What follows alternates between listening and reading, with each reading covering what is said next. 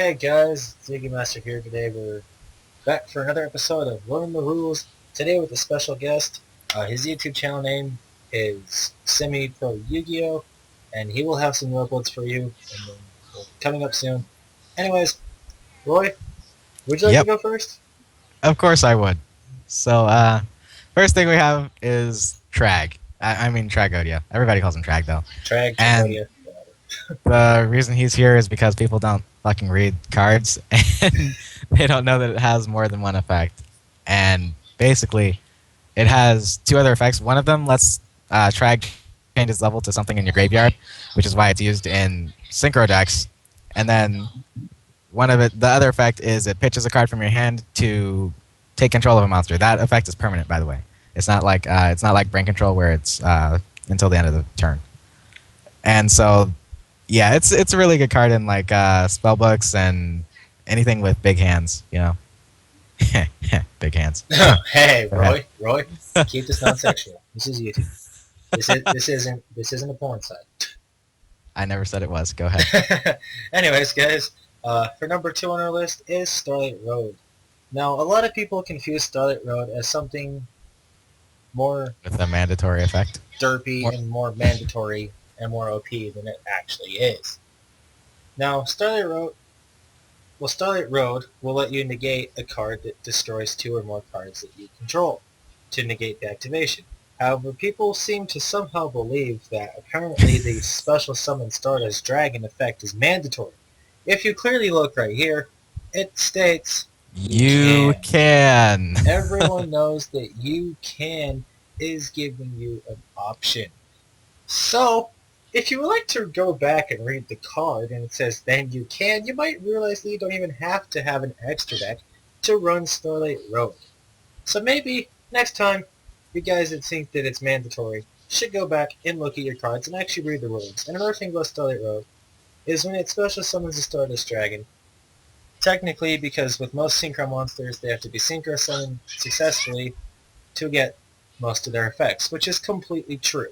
Starlight Road brings Stardust Dragon to the field, and Stardust Dragon is one of those ones that it has to actually be Synchro summoned successfully to get the effect of being able to return to the field after using its effect to negate something that destroys a card. So, anyways, on to number 3 is Gores. Back to you, Roy. But wait. We forgot the thing with the MST training. Oh, another important thing to Starlight Road is something very similar to this. Let's say you activate Heavy Storm. Your opponent chains Starlight Road. You can chain MST to your Heavy Storm, destroying your Heavy Storm, causing Starlight Road to actually miss the timing and cause it to basically not get anything. They don't get a Stardust Dragon, do not pass go, do not collect $200. Now, on to the third topic, which is Gore's Emissary of Darkness. Okay, and Gores, I know everybody likes its token effect and everything, but it actually does have another effect. And, like, especially against burn decks, it's really pretty good. Well, it's pretty decent. I'm not going to say it's good because the effect is really not that great. But it's pretty decent. And it's when you take effect damage while you have no cards on the field, you special summon Gores, and then your opponent takes the same amount of damage that you took. So if somebody played a random Ukazi on you, before they started spreading your legs open, then you could drop the Gores, you know. And also another thing, when people play Gores in attack mode, it's not safe because there's cards like Econ. They can just tribute your. They can tribute like, let's say for example it was frogs. They would tribute their Treeborn frog that was somehow still on the field, and steal your Gores and swing for game because you played it in attack mode instead of defense mode. I mean, you're not going to be attacking with it this turn anyway, so just put it in defense mode. It's like safer for everybody, if you know what I'm saying.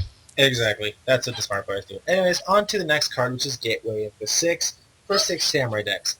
Now, this card has an insane amount of effects that actually completely overpower 6 Samurais in general.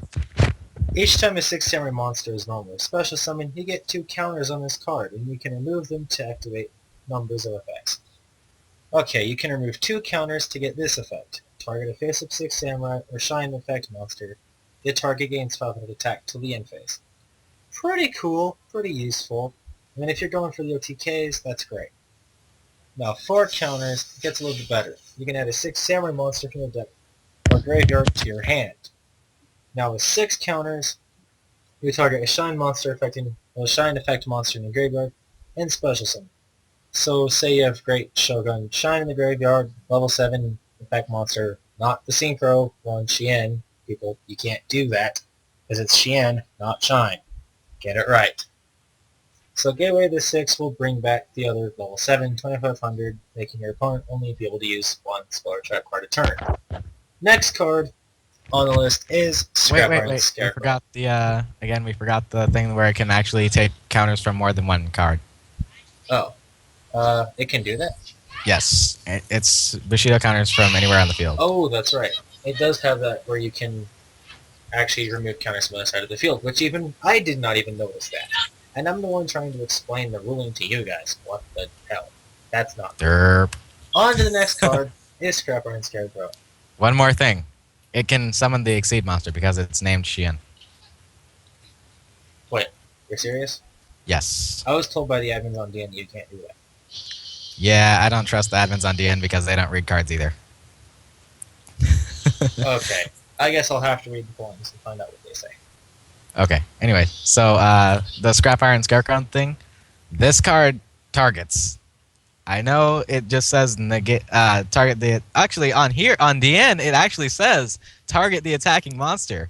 But they must have just put that because Chris. Because, I mean, you know what? The actual first printed edition doesn't even say it targets attacking monster. it does not. So, here we have this reprinted one that I actually had a bad experience with Scrap Iron Scarecrow versus Titanium. Oh yeah, Princess Titties. She Yes, Princess Titties. tributed a dandy to negate Scrap Iron, and he didn't think that you could do that. Yeah, I was pretty pissed off and upset about that. So, another thing about Scrap Iron, it can only be used once a turn. So, remember that fact. The reason it can only be used once a turn is because you reset it. It's like Fire Fists. When you set the trap card, it can't be used that turn because it got set. The spells, though, you can't. The spells you can. And speaking of Princess Titties, we're on we're on the Rose Queen. We're on the Rose Queen herself, Black Rose Dragon. Now, Black Rose Dragon is just amazing all around because it has more than just the nuke effect that everyone so damn well desires about it. People don't really use the other effect in plant decks anyway, which I don't see why because it's amazing. Let's go into detail about it. So not only when it's summoned, it says you can destroy all cards in the field. It's Optional. It's an optional effect. As soon as you summon Black Rose, it doesn't automatically. Just like Harbinger blows everything up. It's optional. Remember that. I tried summoning Black Rose on this one kid. He said you have to leave the field. I said no, it's optional. He goes how? And I said look at the card. You can't. Also, Black Rose Dragon. Hey, we're not calling anybody idiots here, you damn kids. Ugh, annoying kids. Anyway, its other effect. You can banish a plant-type monster from your graveyard to target one defense position monster your opponent controls, change it to face-up attack position, and reduce its attack to 0 until the end phase. So Black Rose Dragon will even allow you to further enhance your OTK plays in OTK spam decks such as like Karakuri that is just absolutely broken anyway in the first place. So that is Black Rose Dragon. Roy, anything you would like to add in about Black Rose? It combos extremely well with Splendid Rose. Oh, very. That and the fact that it also is summonable by Blue Rose Dragon. Indeed. There's actually a lot of Black Rose support specific for Black Rose. And no one uses it. That's weird. No one uses it because they're, for the most part, situational. They are situational, so I do understand why people don't use it. Anyways, guys, that ties it up for episode 2 of Learn the Rules. And I hope you guys enjoyed the commentary with me and Roy here. His YouTube channel is Semi-Pro Yu-Gi-Oh! I will put the link in the description of this video as well, so you can go and click his channel, go watch his stuff. Me and him actually did a video against a deck that basically used Arcana Force the World to stop us from even doing anything, and he just timed off with DN. Anyways, that is